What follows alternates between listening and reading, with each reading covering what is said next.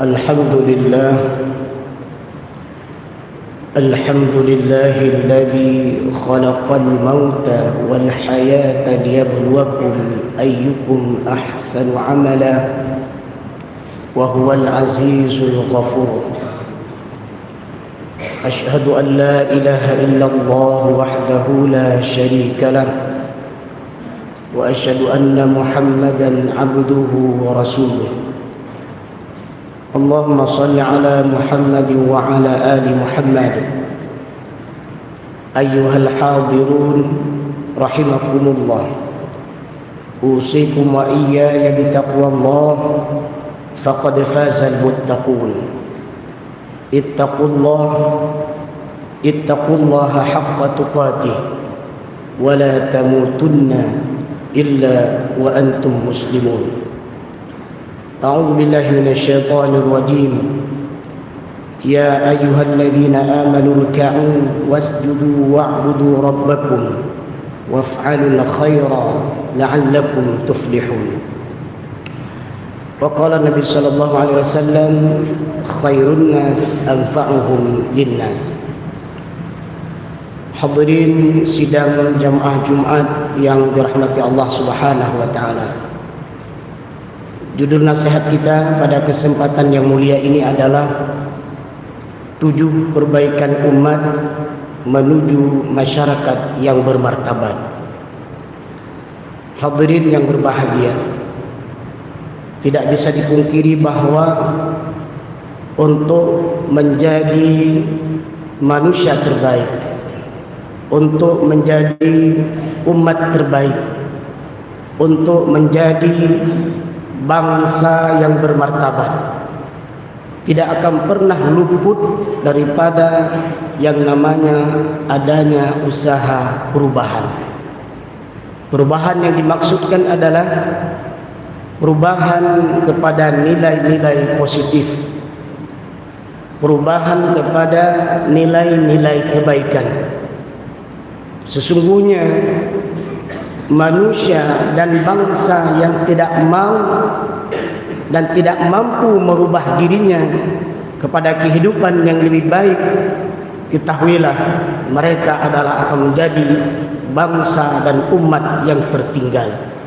Dan bahkan tidak menutup kemungkinan mereka akan menjadi bangsa dan umat tertindas, dan bahkan mereka akan menjadi bangsa dan umat yang terjajah dan dijajah.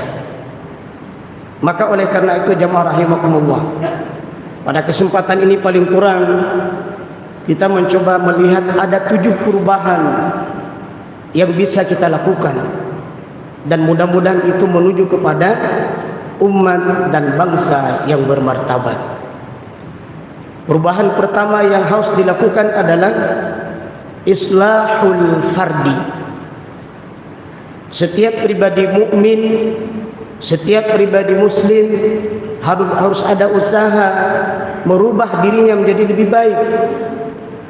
Dan hal ini terlihat seorang pribadi mukmin dan pribadi muslim yang merubah dirinya menjadi lebih baik terlihat dari kesehariannya.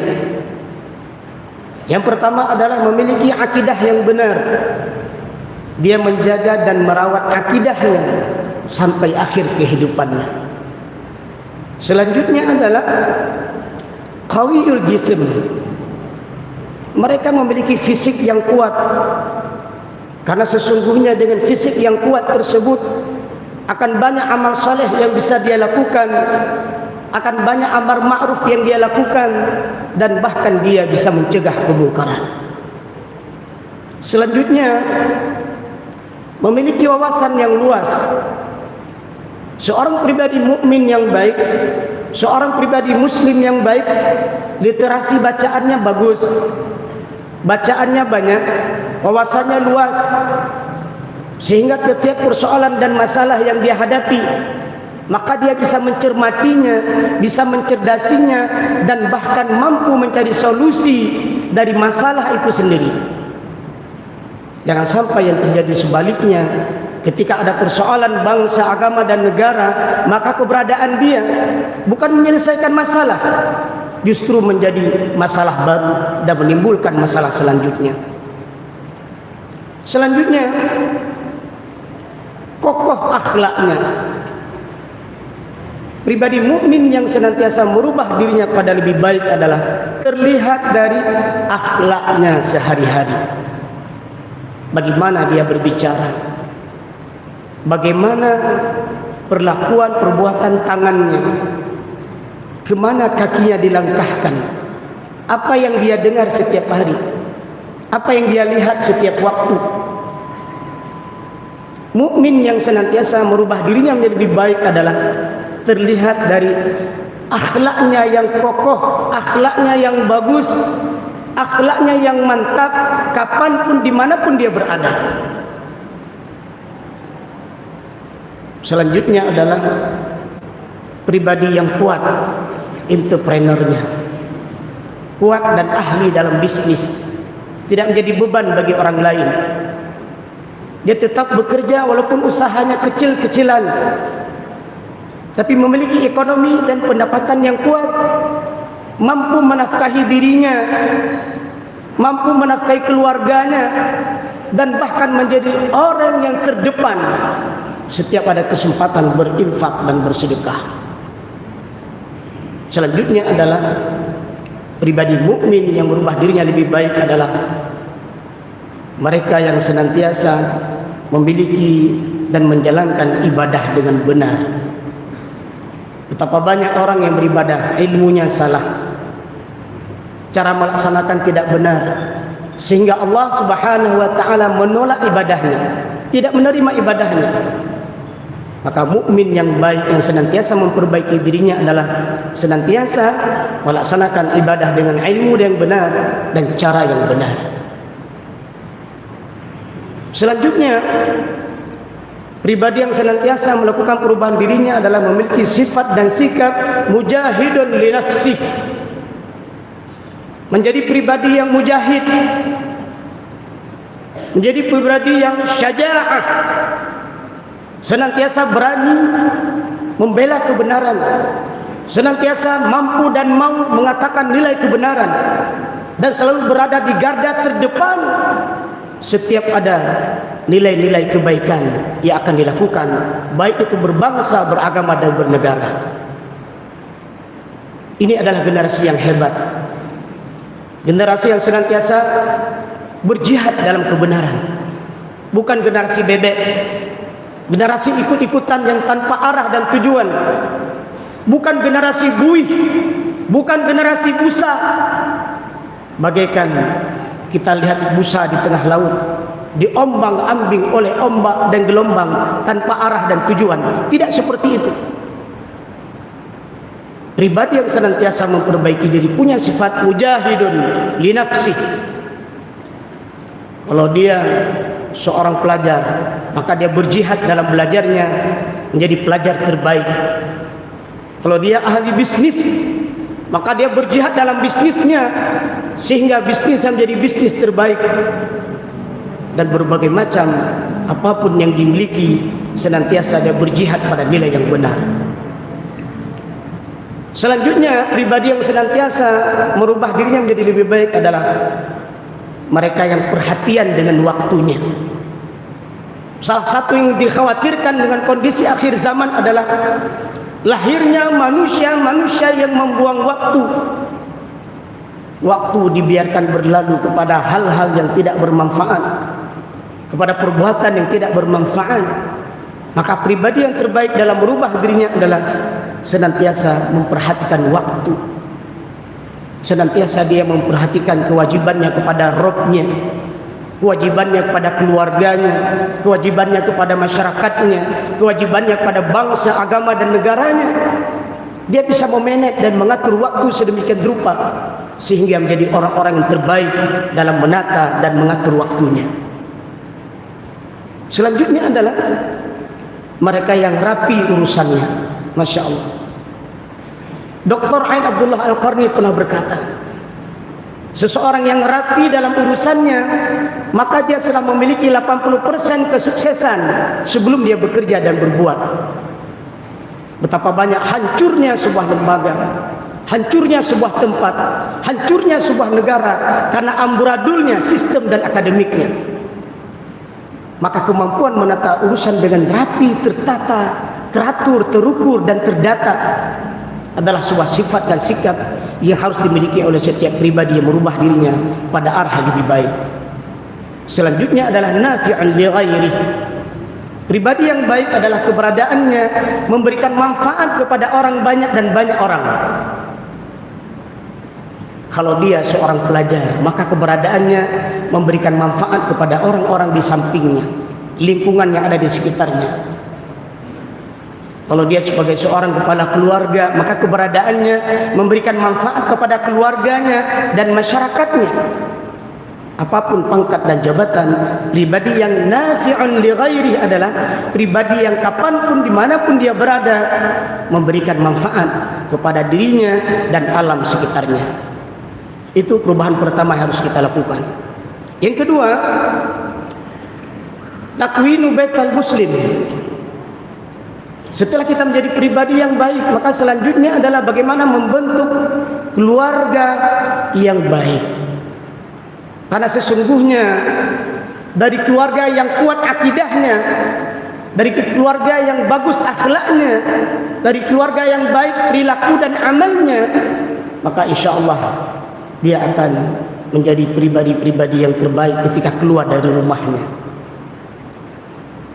Sedih dan pilu hari ini kita melihat munculnya kasus kenakalan remaja yang terkadang itu kalau kita melihat dan membacanya, tak mungkin itu terjadi di Aceh. Perilaku-perilaku seperti itu biasanya hadir di luar Aceh.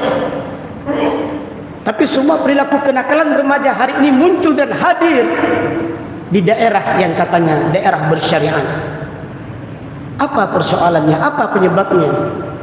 Persoalan terbesar adalah, penyebab terbesar adalah tidak dibentuk keluarga yang sakinah, mawaddah, warahmah. Ada peran ayah yang tidak dilaksanakan, ada peran ibu yang ditinggalkan, ada peran anak pada orang tua yang tidak berjalan. Maka kisah Nabiullah Ibrahim alaihissalam, bagaimana beliau membentuk keluarga yang sakinah, mawaddah, warahmah. Keluarga Luqman dan keluarga-keluarga yang disebutkan di dalam Al-Quran, Ali Imran, keluarga Imran, yang itu menjadi contoh suri tauladan bagi kita dalam mendidik keluarga-keluarga kita. Jangan biarkan keluarga kita dididik dengan sinetron-sinetron murahan. Jangan biarkan keluarga kita dididik dengan film-film murahan. Jangan biarkan keluarga kita dididik oleh lingkungan yang rusak. Jangan biarkan keluarga kita dididik oleh bacaan-bacaan yang tidak mendidik. Maka jaga keluarga kita. Takwinu baital muslim. Bentuklah keluarga yang sakinah, mawaddah, warahmah. Karena itu merupakan tanggung jawab kita sebagai orang tua. Yang ketiga, perubahan yang harus kita lakukan adalah irsyadul mujtama'. Bagaimana membentuk sebuah masyarakat yang baik. Masyarakat yang taat kepada Rabbnya. Masyarakat yang menjunjung tinggi nilai-nilai keimanan dan keislaman. Masyarakat yang soleh. Masyarakat yang senantiasa berbuat baik dalam kehidupannya. Terhindar daripada masyarakat yang rusak. Masyarakat yang baik perlu kita tegakkan, perlu kita wujudkan dengan kerjasama semua aparatur kampung, semua aparatur kecamatan, dan bahkan lebih tinggi dari itu, Kuhaput, Kuhalapan, Pak Gisi, Pak Camat, bahkan lebih dari itu Pak Bupati, hingga orang-orang di atasnya perlu duduk dan bermusyawarah bagaimana mendidik masyarakat yang baik.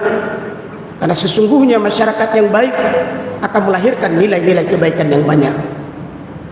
Selanjutnya jemaah rahimakumullah yang harus kita lakukan perubahan adalah tahrirul watan. Membebaskan tanah air kita dari setiap penguasa asing. Baik itu dalam bidang politik, baik itu dalam bidang ekonomi, maupun itu bidang moral, bidang keamanan, semua bidang tidak boleh dikuasai oleh orang asing. Dan bahkan termasuk tanah air kita tidak boleh sejengkal pun jatuh ke tangan orang asing. Bagaimana kita melihat nasib saudara kita di Rohingya? Mereka hidup di tanah sendiri, mereka hidup di bumi sendiri, tapi ketika mereka ditindas oleh orang-orang yang tidak punya adab, mereka lari dari kampungnya, lari dari negerinya menuju ke negeri orang. Indonesia hari ini, kalau kita tidak menjaga negeri kita, dikuasai oleh pribumi, diserahkan kepada orang asing, maka bersiaplah kita menjadi orang-orang asing di tanah sendiri. Selanjutnya perubahan yang harus kita lakukan adalah tauzi'ut tharwah li salihil ummah. Mempersiapkan seluruh aset bumi, aset negara untuk kemaslahatan umat. Indonesia adalah merupakan negara yang paling kaya. Di bawah tanah kita punya minyak bumi, di atas tanah kita punya minyak kelapa sawit, kita punya kekayaan laut, kita punya kekayaan alam hutan, kita punya berbagai macam kekayaan di bawah perut bumi, emas, perak, tembaga.